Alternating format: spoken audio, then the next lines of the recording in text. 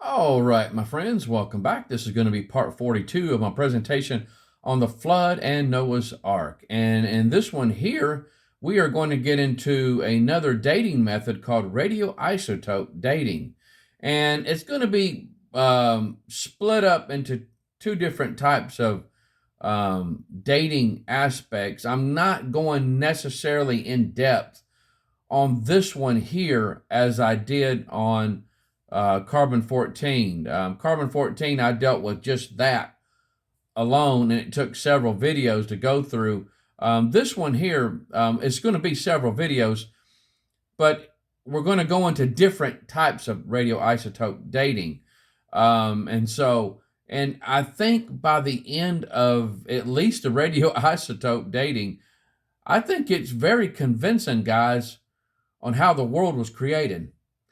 And it's just absolutely amazing, some of the things that we're going to talk about.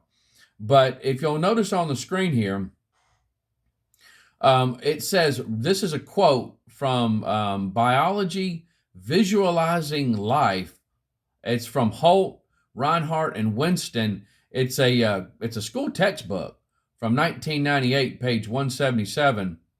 And they said, using radioactive dating, scientists have determined that the Earth is about 4.5 billion years old, ancient enough for all species to have been formed through evolution. Now, it's really key here that you look at what they're stating. You got to look into this, because without one, you can't get the other.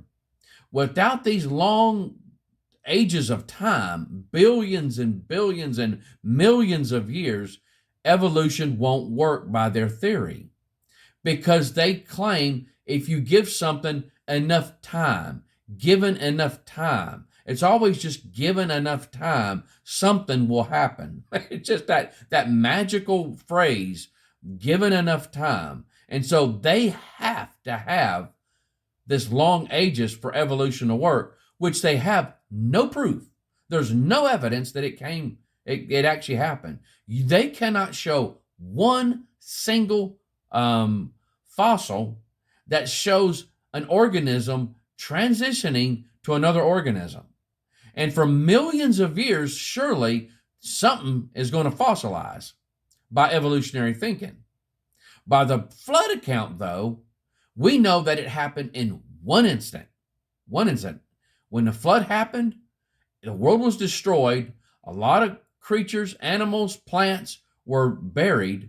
And because of minerals in the water, they fossilized and pressures and stuff like that. And that explains coal, oil deposits, and the fossil record very easily. And it also shows that the biblical timeline of a young earth is true. It's fact. It's as simple as that. And people say, Donnie, that's pretty dogmatic. And you're right, it is, because we have to put faith in the Bible. God requires us of our faith. He just requires us to believe, guys. That's all he does. And you can see that from the beginning all the way to the end of the Bible. It's the same thing. He always requires them just to believe him, just to believe his word and to believe what he says. That's all it is. It doesn't have anything to do about Donnie and how good looking he is or anything like that. It's my faith. My faith. Nothing that I do, not even what I'm doing here. I do this here because I love the Lord. I don't do this here to try to earn my way into heaven. That was already paid for by the cross, by what Jesus finished work on the cross for my sin, past, present, or future. It's nothing that I can earn. It's by complete faith in his word. It's as simple as that. So that's the reason why I believe the earth is 6,000 years old. Why? Because the Bible clearly shows it. And so, but going on, they need these long ages of time for evolution to happen. If they don't have the long ages of time, it crumbles everything. It's the foundation of evolution, is these long uniformitarian ages of time. It's as simple as that. Now, let's go ahead and let's get into some radioisotopic dating methods. also known as nuclear decay rates. And this is what they do when you're dating rocks. Works by measuring the amount of uranium 238 and its daughter isotopes. Atoms of the same element that differ in mass number are called isotopes. Daughter isotopes are the elements uranium 238 changes into before the last daughter, lead, which changes no more. The uranium 238 and the daughter isotopes that are present in a rock are measured. Since we know how fast the isotopes decay, then an approximate age should be able to be found. The most often radioisotope dating techniques are uranium 238 into lead 206, and in potassium 40 into argon 40, and rubidium 87 into strontium 87. A well-known radioactive atom is uranium 238, which is an isotope atom. Uranium will decay until it changes into lead 206, which will not decay anymore. The uranium is called the parent atom, and the lead is called the daughter atom. These uranium heavy radioactive atoms are concentrated in the Earth's crust. As one decays, it gives off heat. Since there are clusters of billions and billions, the amount of heat contributes to the Earth's underground heat. Nuclear power plants use radioactive heat to generate electricity. So I'll say that again. Since there are clusters of billions and billions, the amount of heat contributes to the Earth's underground heat, and nuclear power plants use the radioactive heat to generate electricity. Now, looking at this chart here, you'll notice that uranium 238, top left-hand corner, that is the parent atom. And everything after that is considered a daughter atom because it changes, it has come from 238. It changes into that. So they consider those daughter atoms, and it goes all the way down to the bottom right-hand corner, and that's lead 206, which is that it's not going to change anymore after that. Now, going on, radioisotope dating is used to date igneous and metamorphic rocks. You have three different types. You got sedimentary, igneous, and metamorphic rocks. Now, the igneous and metamorphic rocks are basalt or lava flows, rocks that used to be in a hot liquid condition. It can't be used to date organic material or sedimentary rocks such as limestone, sandstone, and shale, which is most of the planet. Fossil-bearing sedimentary rock is made up of pieces of previous rocks that have been eroded, transported, and redeposited. Since the material would be all mixed up and scattered around, no useful date would be obtained. It can only be used to date once molten or hot rocks that then cooled. When rock is in a molten state, it is assumed. Now notice that. That's another word we're going to have to remember, just like we did with the carbon-14. It is assumed that all the daughter elements leaked out and starts with just the parent element, and once it solidifies, the radioactive decay starts.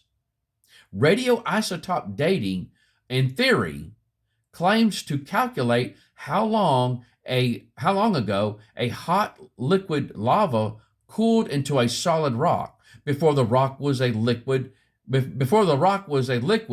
it would contain both potassium 40 and the daughter element argon 40. What is theorized is that when in liquid form, the gas argon can bubble out and what is left is mixed.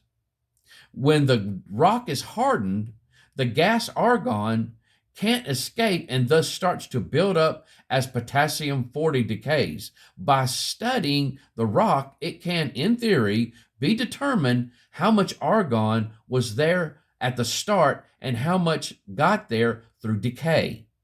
It is not that easy, though. The rock which formed at the eruption of Mount St. Helens in 1980 contained much argon, even though it should have contained none. One of the dates that were obtained were 2.8 million years, when in theory, it should have only been 15 years old. Now, how does it work? A parent element radioactively decays into a daughter element, much like C14, but is used to date rocks, not organic, once living things. A parent element, uranium, decays to the daughter element, lead. Parent element, potassium, decays to the daughter element, argon. The half-life is much longer than the organic C14 half-life and can be as much as billions of years. Radioisotope dating assumptions. The starting amount of the daughter element is known. It is assumed to start with no daughter element. All the daughter element is due to decay. The sample was always in a closed environment. The decay rate has always been constant. And here is some of the example of dates that they've gotten. Sunset Crater in North Arizona. Potassium argon dating was 200,000 years old plus. The reality is that it was actually 1065 AD. So you see a huge difference there. It was completely off. Lava flows from Mount, it's Ngaurhoe, I don't know, it's Nahorho, New Zealand. Potassium argon dating was 275,000 years old. In reality, there's three dates there: 1949, 1954, and 1975. And so I guess that was different lava flows. That was the actual dates of the lava flows. So again, it shows you how bad they are. The Hawaiilalea basalt in Hawaii, potassium argon dating was 1.4 to 22 million years ago. In reality, it happened 1801 AD. Oh, that's horrible. Mount Etna basalt in Sicily, potassium argon dating was 140,000 to 350,000 years old. In reality, it happened in 1972. Rocks that were created since the 1980 Mount St. Helens eruption has been dated up to 2.8 million years old. So you can see the fallacy in this. Evidence for a young Earth. In 1993, scientists found wood trees buried in basalt flows 69 feet deep. The wood was dated to be about 44,000 years old. The rocks, the basalt that they were in, were dated at 45 million years old. That's crazy. That's absolutely insane. I tell you what, let's go ahead and let's stop right here. When we come back, I'm looking at my slides here, and we're going to get into potassium argon dating. Just a few slides. It's not showing to be very long. I think I can finish this up on my next video. And then after this, we're going to get into polonium halos. Polonium halos. And I'm going to tell you one thing right now, guys. If what I have went through with the dating methods, I'm talking about everything from the magnetic field up until now, hasn't convinced or shown any of you, of course, let me just remind everybody, my ministry is for the believers. But I do have evolutionists that view this stuff too. But those evolutionists that may be peeping in from time to time, if this stuff hasn't convinced you, the polonium halos it's the nail on the coffin. And that is one alone. When I was studying that one, it brought tears to my eyes, as I knew how spooky that one was. It was like it was the fingerprint of God on creation. And it's wild, guys. It's wild. And I'm going to leave the best for last. But tomorrow, the next video, I'm going to finish up with this one here. We're going to talk about potassium argon and then some of the bad dating. and method, some of the bad dates, and then we're going to end that out. And then the next one, we're going to get into polonium halos. And so, but at any rate, I hope you guys have a great day. I love you, and I hope the Lord blesses you real good. Bye bye.